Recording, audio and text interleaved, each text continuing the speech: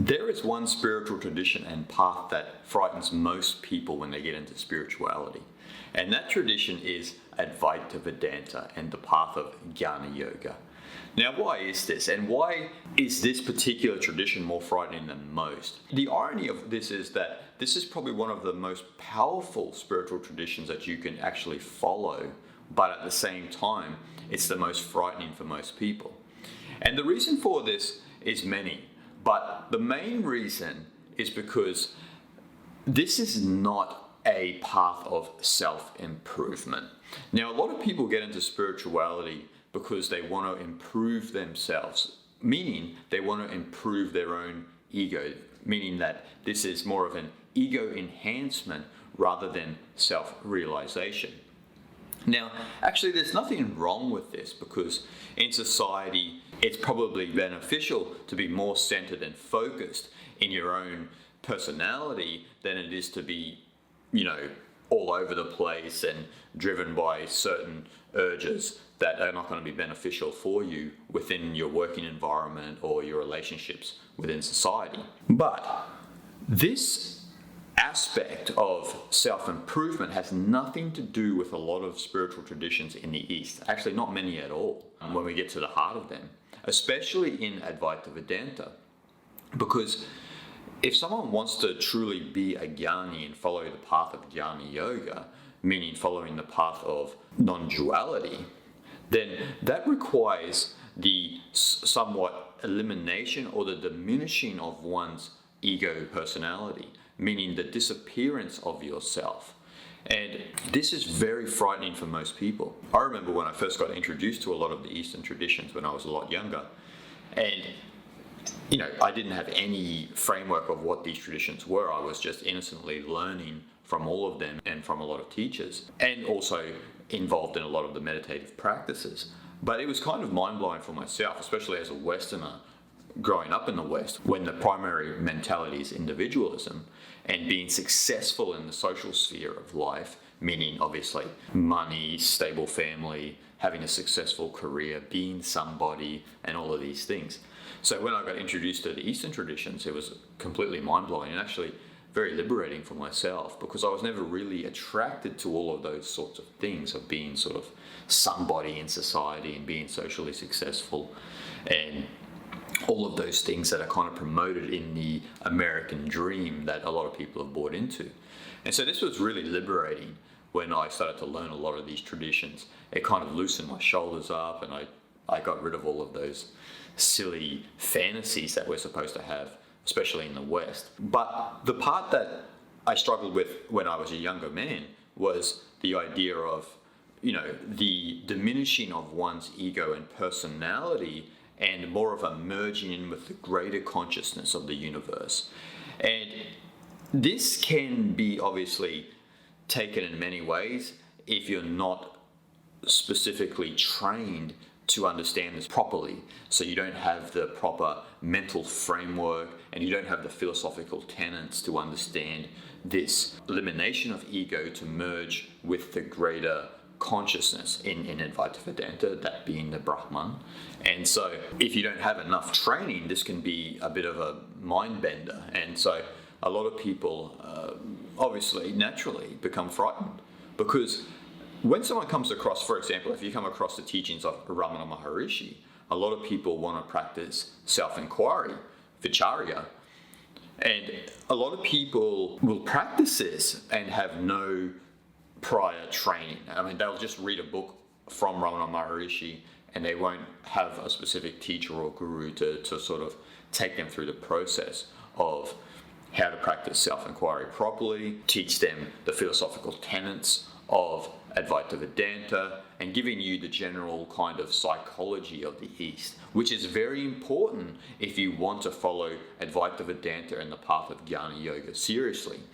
But what we find is people just sort of get thrust into this, and then they go to maybe a Western guru and they have satsang, and the guru will tell them, who is the I, and so forth and so on. So they have this kind of elimination of their personality, or they try to eliminate their personality. All they're doing inside their mind really is there's this friction of their ego and the self, or what they perceive as the self, but they haven't really had that experience. And so then they practice that for a while, and then obviously they might have anxiety attacks, or they might have a bit of a schizophrenic break or something like this, because they are not practicing it properly, and this is causing a lot of friction inside themselves. But if you can find a teacher and a guru who can teach you Advaita Vedanta to its nth degree, then this will give you the tools to actually have that experience, that realization of the Atman. And then there won't be these fears of, whether this is self-improvement or not. And so, getting back to my original point, a lot of people dive into Advaita Vedanta. They go to a satsang, or they go to a spiritual teacher, and they go to learn about their true self. And they think that their true self has still got something to do with their actual ego personality. But it doesn't. The ego itself is the temporary aspect of ourselves. It's not that eternal aspect of ourselves, which is the Atman. And so when you learn Advaita Vedanta, you're learning about the Atman. You're not learning about how to become a better person. And this is what a lot of people need to understand. The irony here is that if you practice Advaita Vedanta and you understand it truthfully, you will probably become a better person in that process anyway, because you've understood that true nature of yourself, and then you begin to be skillful at living in both worlds, you could say. Being this person that you are, in some sense, in this physical and mental reality, but also being connected with that deeper reality. So you have that understanding that you are this person, but deep down within yourself, you're the entire universe. This is easier said than done, and I know this personally for myself, especially when I was a younger man and I started practicing self-inquiry and learning Advaita Vedanta. This was something I recognized myself. And a lot of people do. And a lot of people, when they go into learning Advaita Vedanta, or even if they were learning something like Buddhism or other paths, especially Indic paths, if we look at Samkhya or we look at Jainism and we look at the paths of yoga, then there is this focus on that you are not this personality. This is the temporary aspect of yourself. So you need to reconnect or realign yourself with the true self, which is beyond name and form. And this frightens most people because, we are geared in the world from an individualistic perspective.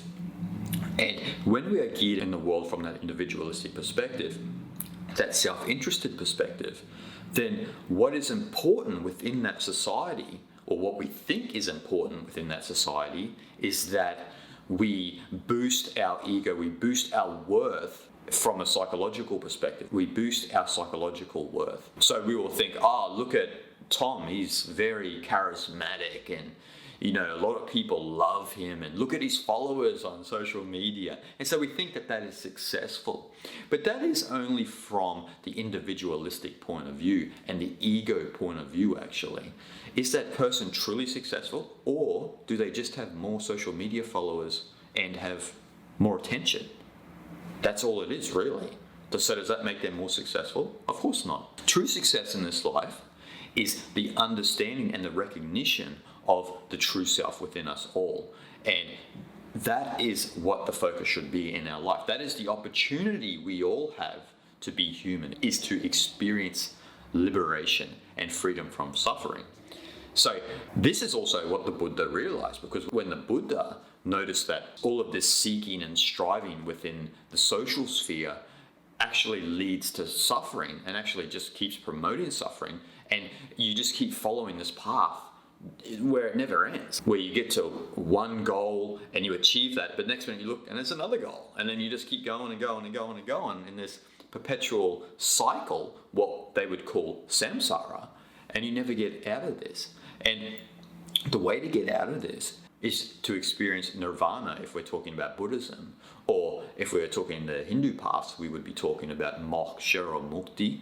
And the way to do that is not through self-improvement. Now, I know that might put a lot of people off, but if you are going to get into the Eastern traditions, not just Advaita Vedanta, if you're going to get into Buddhism, or even if you, in some sense, if you're going to get into Taoism, or even yoga, or Samkhya, or Jainism, or you're going to follow these great traditions, then I've got some news to tell you. This is not about being the coolest person in the room.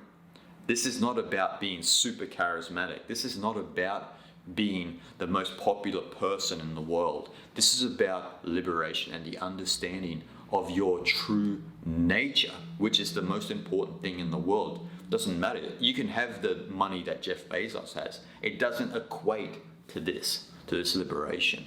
And you need to have that firmly within your mind if you are sincere about following these great traditions. Because self-improvement is only good to a certain degree. It's only good in the sense that you will be able to take care of yourself in society and maybe your family if you are somewhat, clever and you climbing the social order, or you are climbing the ladder in your career and you are getting paid more, and you are becoming a junzi, to use Chinese, to use a Confucian term. You are becoming sort of a junzi within society, a superior person, where you are sort of using your personality to better your immediate life.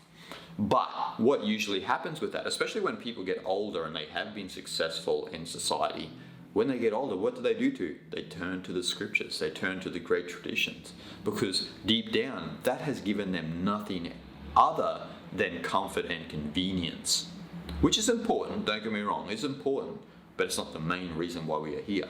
And so, as I have gone on about, if you are interested in Advaita Vedanta or the Eastern traditions, don't expect it to be a process of self-improvement, because in truth, it's a process of ego annihilation.